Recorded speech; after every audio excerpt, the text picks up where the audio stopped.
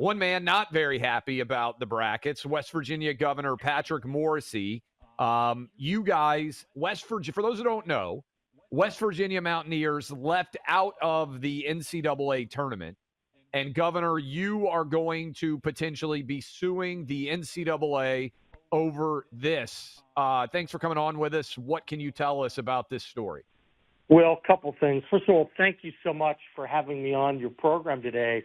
I thought West Virginia being left out of the tournament was the ultimate miscarriage of justice and robbery at the highest level. And so what we've asked to do is get to the bottom of it and know just what happened. There's so many suspicious things that have come up. The American public deserves to know about it. This is actually the NCAA selection process involves Americans across the country. It's very important here in West Virginia. We care a lot about WVU. We don't have a pro team. So much fan energy, player energy, and quite frankly, resources go in to building the Mountaineers up.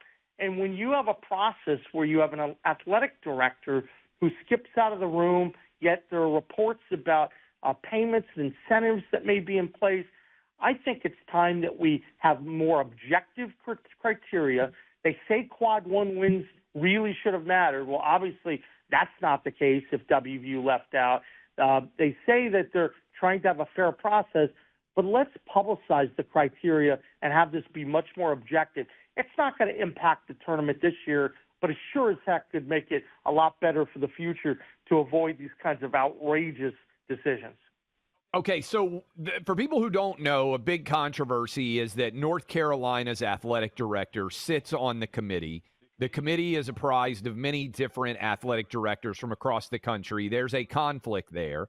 They say when they talk about North Carolina's contention or seeding that the athletic director of North Carolina would recuse himself.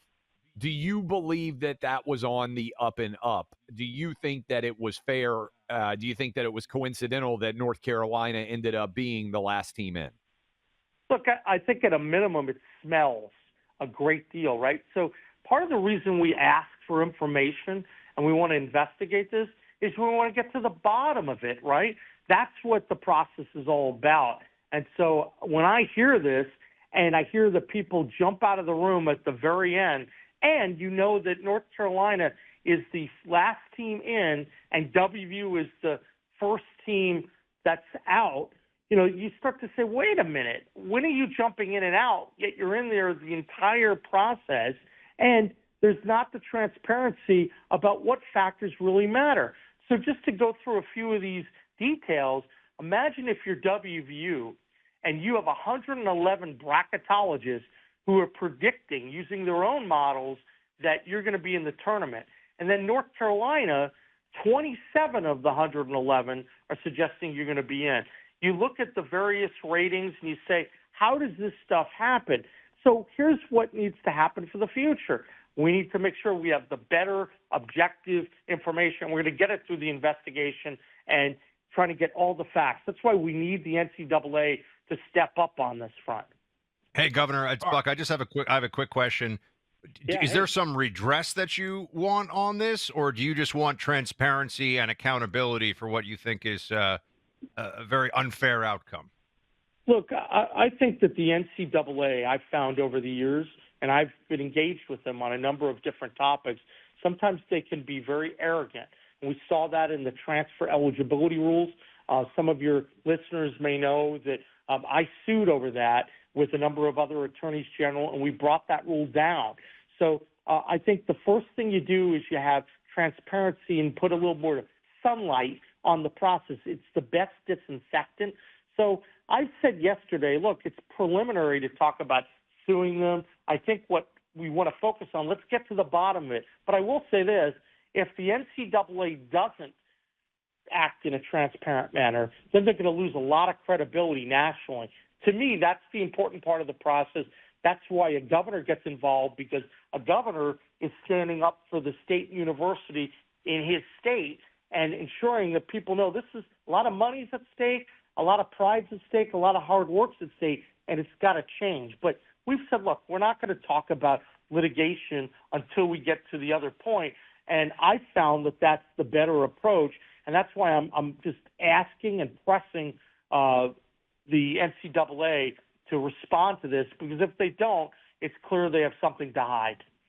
All 50 states listen to this program right now. Everybody in the state of West Virginia is saying, heck yeah, Governor, you've got our back. Some people in the other 49 states who are not Mountaineer fans, to be fair, there are Mountaineer fans everywhere. It's a great university, great fan base, are saying, man, should in the political process anybody really get involved in who ends up in the NCAA tournament? I'm sure you've heard this already. Yeah. Isn't there something else for West Virginia's governor and elected officials to be concerned about? How would you respond to that criticism?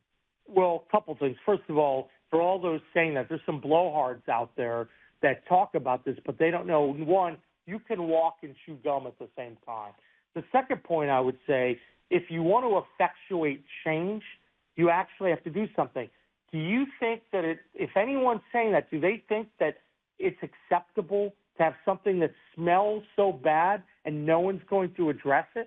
So maybe you shine a little spotlight on it. And I know in the past, by taking this approach, we've caused change to happen. So we talked about the transfer eligibility rule.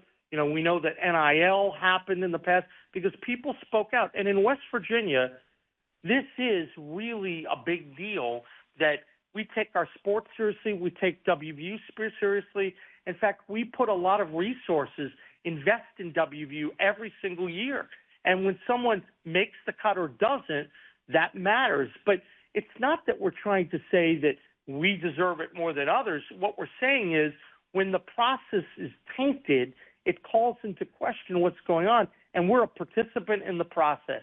We're a grinded-out school, hard workers, and we're not asking for any special treatment. We're just asking for the future, we need the process to be a lot more clear. So if you know that it's about quad win-wins, great. Is it about 10 palm? Hey, great. Is it about net rankings, or is it about an eye test? If it's about an eye test, who is sitting in there, and are there potential conflict of interest? How are those processes raising? These are very reasonable things to raise, and I'm not sure why people would be taking the opposite approach, but it's important for anyone. You know, I'm a sports fan just like anyone else. I care about this stuff, and, you know, we're not talking about any extreme measures. We're just drawing attention to something that matters for our state, quite frankly, matters for a lot of American sports fans. Governor, we appreciate the time. Will you still fill out a bracket, or are you boycotting the brackets? Listen, I think that we're going to fill out a bracket, but I'm going to tell you this. WVU, we're going to get ready for our comeback, and you watch next year our basketball team with Coach DeVries, our football team with Rich Rod. He always tells his players, come with a whole cold, hard edge. That's what we're doing in West Virginia. We're speaking out against the efforts sometimes that these blue bloods have, and they try to keep us down. We're not going to let that happen. Governor, we appreciate the time. Thank you, Governor Patrick Morrisey of West Virginia.